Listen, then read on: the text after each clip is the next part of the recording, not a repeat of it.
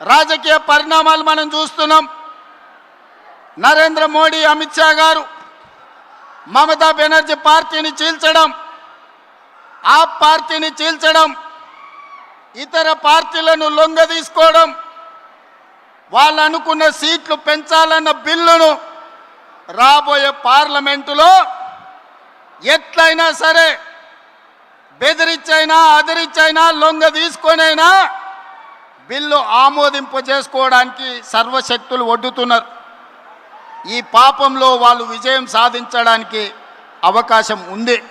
అందుకే ఈనాడు తెలంగాణలో ఉన్న 119 అసెంబ్లీ నియోజకవర్గాలు రాబోయే 2029లో జరగబోయే ఎన్నికలు, ఆనాటి జోస్యం ఎన్నికల 6 నెలల ముందు చెప్పిన, ఈనాడు నేను చెబుతున్న ఎన్నికల జోస్యం 36 నెలల ముందు ఖమ్మం గడ్డ మీద నుంచి నేను చెప్తున్నా.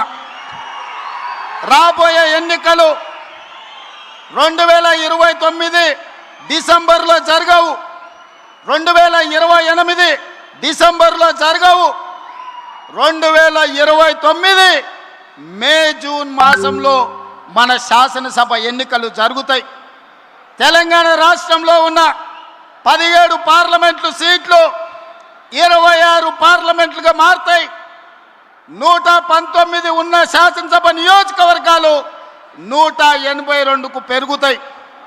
ఈరోజు చెప్తున్నా, 182 శాసనసభ నియోజకవర్గాలలో 117 సీట్ల పైన గెలిచి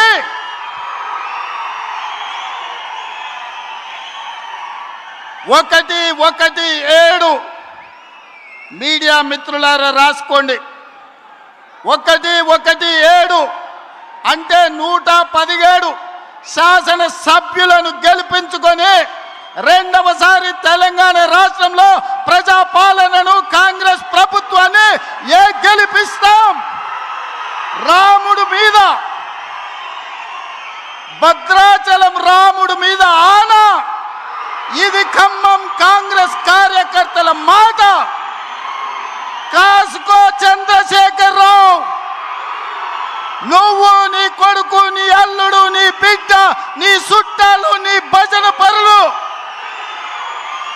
నీ ఒప్పందాలు, నీ దొంగ సర్వేలు చేసే దొంగ ఏజెన్సీలతో సహా గుర్తుపెట్టుకోండి. ఈ తారీఖు జూలై 10, 2026 నాడు మాట చెప్తున్నా.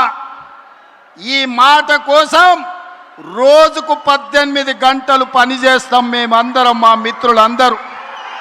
ఒక్క క్షణం కూడా పెరగము, ఆలస్యం చేయము.